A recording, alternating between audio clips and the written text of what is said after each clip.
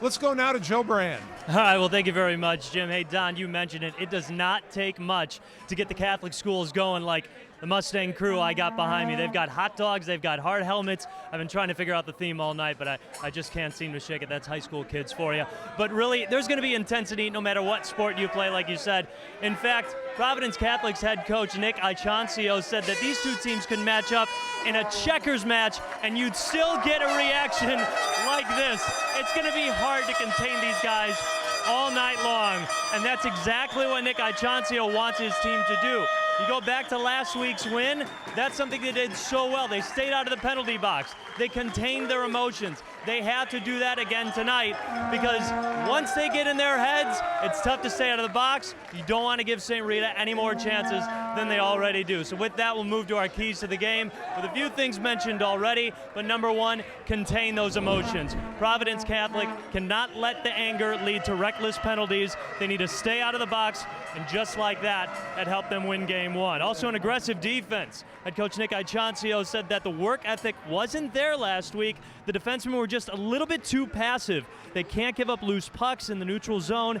And then lastly, they just got to outwork the Mustangs. That did not happen last week, but good teams still find ways to win, even when they're not at their best. Providence Catholic just can't assume that's going to happen one more time. For St. Rita, who's trying to stay alive in the Kennedy Cup playoffs right now, they got to pepper the goalie, Luke Brzezinski, early. Make him feel uncomfortable and just get him out of his zone. Also, discipline without the puck. That's something that Brian Coleman said they did very well last week. One of their best traits, they kept their heads up. Chemistry was smooth, passes were crisp. They got to do that again. And also, they have to limit those penalties. The team already knows that was a huge defect in last week's loss. All three of those second period goals were on the power play. You can't give Providence Catholic more momentum than they need. Guys, it's going to be loud, it's going to be cold, but it sure is going to be fun. I'll let you take it over for the call. Getting the puck out of their own end, and it costs them, Joe. Yeah, no surprise, too, guys, that it's Tommy Davis. Like you said, we talked about it before the game. How about last week, game one, he had 3 points, all helping out with those 3 goals in the second period that gave Providence to overcome that 2-0 deficit. He had the first 2 quality chances to start this game, one of them being a goal.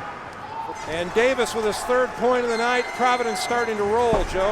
Guys, Joe McConnell is the 3rd McConnell to come through Providence Catholic system. He had 2 older brothers, Matt and Jack, that both played. Matt scored an overtime game-winning goal against Rita in the Kennedy Cup back in 2015.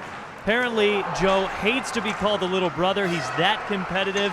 He's earning a little bit more rank at the dinner table right now. All right, thanks, guys. And Coach, obviously a controversial second period, but being in the penalty box didn't seem to phase your team. 4-goal lead and a shorty. Why not? I think our way through it. Your message was contain emotions. How do you do that for 17 more minutes? It's going to be tough. We've talked about.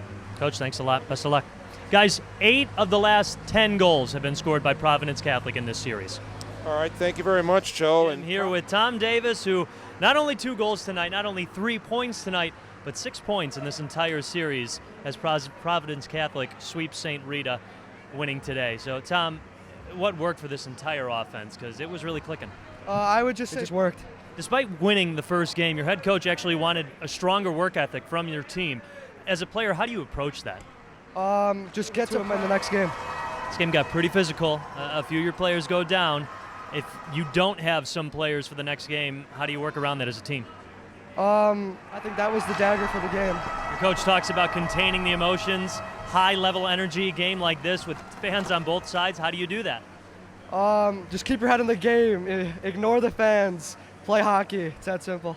You're going on to face the Bennett Red Wings for the Kennedy Cup. What do you know about them? If you don't know anything about them, how do you approach that game? Hard physical team, a couple goal scorers. We just got to lock them down on defense and skate fast and just put more shots on net. Guys, it's Tom Davis, 2 goals tonight. Providence Catholic moving on. All right, Joe, thank you very much. And it is time now for our play of the game.